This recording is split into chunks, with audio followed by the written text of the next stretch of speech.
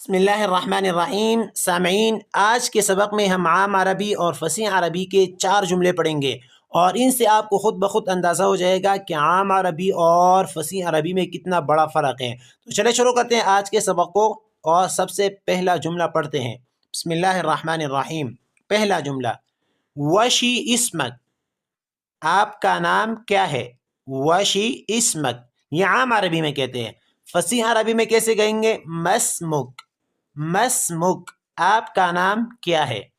دوسرا جملہ، لا تزعل، ناراض مت ہو، غمگین مت ہو، لا تزعل، یہ عام عربی میں کہتے ہیں۔ فصیح عربی میں کیا کہتے ہیں؟ لا تحزن، لا تحزن۔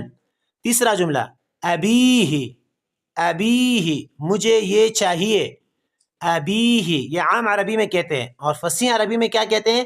اریدہ، اریدہ، مجھے یہ چاہیے۔ چوتھا جملہ، وین رایح، وین رایح، کہاں جا رہے ہو؟ عام عربی میں کہتے ہیں وین رایح۔ فصیح عربی میں کیا کہتے ہیں؟ الی این تذهب، الی این تذهب، کہاں جا رہے ہو؟ سامعین، یہ آج کی مختصر ویڈیو ہے اور یہ صرف اور صرف 4 جملے ہیں۔